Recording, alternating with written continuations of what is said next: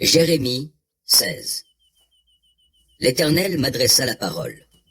Tu ne te marieras pas, tu n'auras donc ni fils ni fille en ce lieu.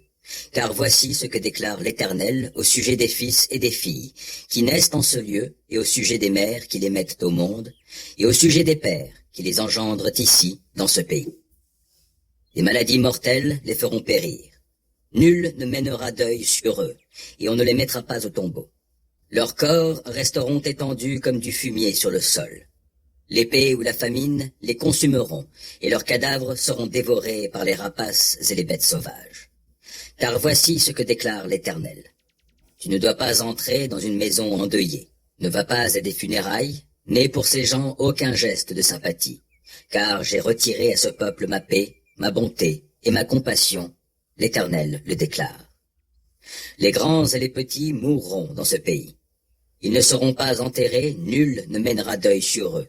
On ne se fera pas des incisions pour eux, nul ne se rasera la tête pour eux.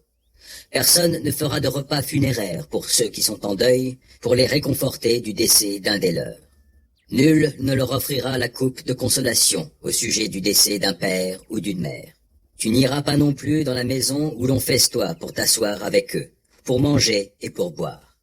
Car voici ce que dit le Seigneur des armées célestes, Dieu d'Israël. Je vais faire cesser en ce lieu, sous vos yeux et durant votre temps, les cris de réjouissance et d'allégresse, la voix du marié et de la mariée. Or, quand tu communiqueras ce message à ce peuple, ils te demanderont, pourquoi donc l'Éternel parle-t-il de nous envoyer ce grand malheur? Quel mal avons-nous fait? Quel péché avons-nous commis contre l'Éternel notre Dieu? Alors, tu leur diras, vos pères m'ont abandonné. L'Éternel le déclare, ils se sont attachés à d'autres dieux. Ils leur ont rendu un culte et ils se sont prosternés devant eux. Ils m'ont abandonné et n'ont pas appliqué ma loi. Et vous, vous avez fait pis encore que vos pères. Chacun de vous suit les penchants de son cœur obstiné et mauvais, sans m'écouter. Je vous jetterai donc hors de ce pays-ci jusqu'en un pays inconnu de vous et de vos pères. Là, jour et nuit, vous adorerez d'autres dieux, car je n'aurai plus pitié de vous. C'est pourquoi les jours viennent. L'Éternel le déclare, où l'on ne dira plus « L'Éternel est vivant, lui qui a fait sortir d'Égypte les Israélites ».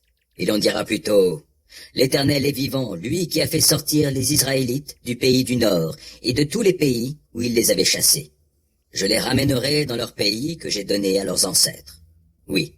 Je vais envoyer des pêcheurs en grand nombre, et ils les pêcheront, déclare l'Éternel. Et j'enverrai des chasseurs en grand nombre, et ils les chasseront sur toutes les montagnes, sur toutes les collines et dans les fentes des rochers. J'observe toutes leurs démarches, aucune ne m'échappe, et leur crime ne peut se dérober à mon regard. Je leur paierai d'abord au double le salaire que mérite leur iniquité et leur péché. Car ils ont profané mon pays avec leurs idoles qui n'ont pas plus de vie que des cadavres, et ils ont rempli mon domaine de leurs horreurs abominables.